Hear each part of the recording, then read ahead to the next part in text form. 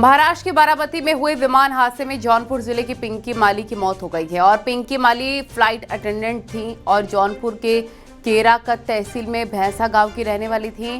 पिंकी के हादसे में मौत के बाद पूरे गांव में शोक की लहर है।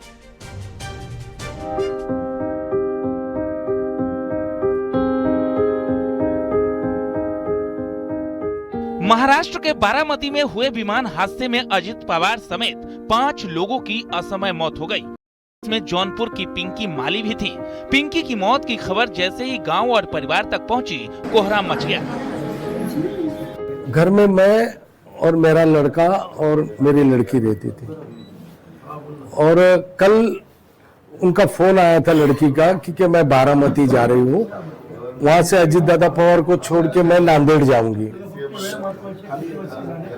और उसके बाद आज अजित दादा के बारे में सुना, हम लोग टीवी में लगाए तो ब्रेकिंग न्यूज में पिंकी माली करके अटेंडेंट आया, तब हम लोगों को मालूम पड़ा कि मेरी लड़की भी मैं ये कर दिया। 5 साल से वो प्राइवेट चार्टर फ्लाइट में काम कर रही है, 5 साल से काम करती है। कलिडा में सब वीआईपी लोगों के ही साथ जाना, सीएम हो, डिप्टी सीएम हो, राष्ट्रपति हो, सब बड़े लोगों के ही साथ उनका आना जाना है। परिजनों के मुताबिक पिंकी की शादी 4 साल पहले हो चुकी थी और उनका पूरा परिवार मुंबई में रहकर जीवन यापन करता था। पिंकी के पति प्राइवेट कंपनी में जॉब करते हैं। घटना के बाद उनके पैतृक गांव भैंसा में मातम पसरा हुआ है। हमारे परिवार की लड़की, हम लोग बहुत दुख में है पड़े हैं, है ना। कि ये लड़की मुंबई में रहती थी, है ना। कोई अपने जो है कि ड्यूटी भी कर रही थी और उसी में जो है। शादी कब हुआ था? शादी तो सर इस समय लगभग 3-4 साल हो गया होगा। पूरा परिवार मुंबई में रहते हैं? पूरा परिवार, उसके पिताजी और माताजी मुंबई रहती हैं और बाकी परिवार सब यहीं पे रहते हैं। समाज के लिए बहुत बड़ा हानि है, परिवार के लिए तो बहुत बड़ी क्षति है जिसकी कल्पना हम लोग नहीं कर सकते। यह दुख उनके परिवार पर पहाड़ जैसा टूटा है। यह हादसा बारामती एयर स्ट्रिप के पास उस वक्त हुआ जब विमान की क्रैश लैंडिंग हुई। पिंकी माली उस विमान में फ्लाइट अटेंडेंट के तौर पर थी। प्रशासन और जांच एजेंसियां पूरे मामले की जांच में जुटी हुई हैं, लेकिन इस हादसे ने महाराष्ट्र से जौनपुर तक सबको झकझोर कर रख दिया है। Bureau report, news 18।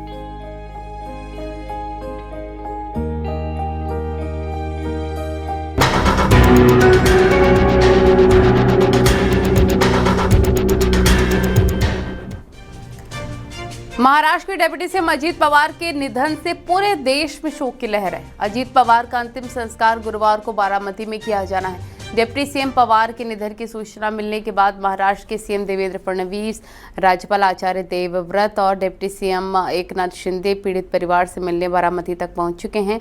CM Devendra Fadnavis और उनके साथ बारामती पहुंचे डिप्टी सीएम एकनाथ शिंदे ने अजित पवार की पत्नी से मुलाकात की और इस मौके पर राज्यपाल भी सीएम के साथ थे। इस मुलाकात का एक वीडियो भी अब सामने आया। इस वीडियो में अजित पवार की पत्नी हाथ जोड़े बैठी दिख रही हैं, जबकि उनके बगल में सीएम फडणवीस, सुप्रिया सुले, एकनाथ शिंदे बैठे नजर आ रहे हैं। सीएम फडणवीस उनकी पत्नी को सांत्वना देते नजर आए।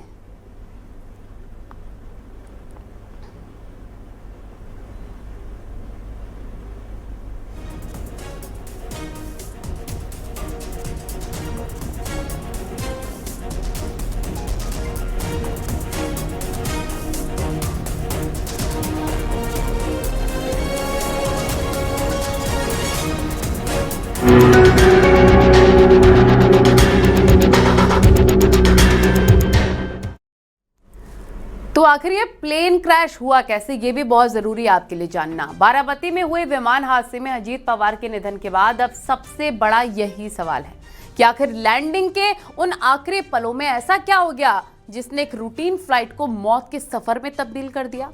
कोहरा, तकनीकी गड़बड़ी और रनवे की चुनौती, अब हर सेकंड की जांच की जा रही है। दिखाते हैं आपको रिपोर्ट।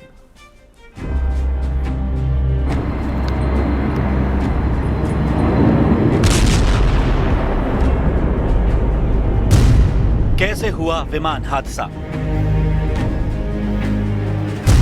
क्या हुआ था लैंडिंग के वक्त?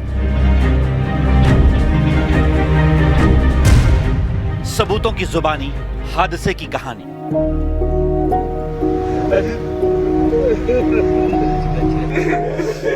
देश इस वक्त सत्ते में है। दिल्ली से लेकर महाराष्ट्र तक की राजनीति में इस हादसे ने लोगों को गमगीन कर दिया है। अपने नेता को खोने का गम पार्टी नेताओं को साल रहा है। यकीन करना मुश्किल हो रहा है कि जो चंद घंटों पहले तक सामने थे वो अब महज यादों का हिस्सा हैं।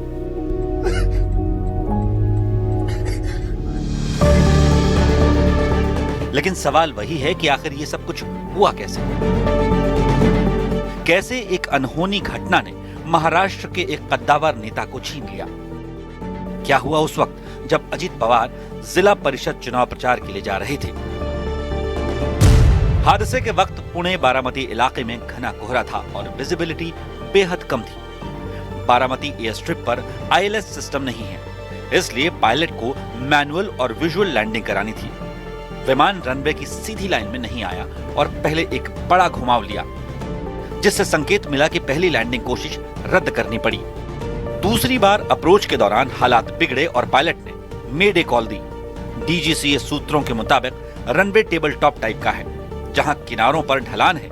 करीब 100 फुट की ऊंचाई पर विमान का संतुलन बिगड़ा। विमान रनवे से पहले जमीन से टकराया, तेज धमाका हुआ और फिर विमान में आग लग गई। टक्कर के बाद कई छोटे विस्फोट भी हुए, जिससे पूरा इलाका दहल उठा।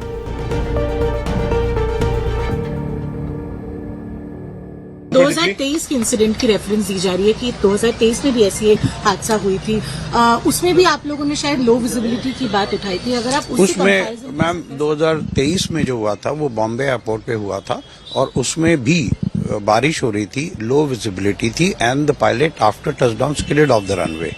So that was the incident. अभी फिलहाल सर जो आप लोगों से डिटेल्स मांगी जा रही हैं उसके रिगार्डिंग क्या अपडेट हो रहा है? मैं कुछ मैम देखिए AIB की इन्फॉर्मेशन मैं ना आपको दे सकता हूँ ना मुझे कुछ मालूम है।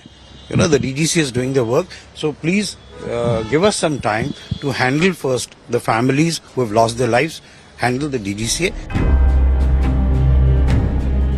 आग इतनी तेजी से फैली कि शुरुआती मिनटों में रेस्क्यू ऑपरेशन भी बेहद मुश्किल हो गया।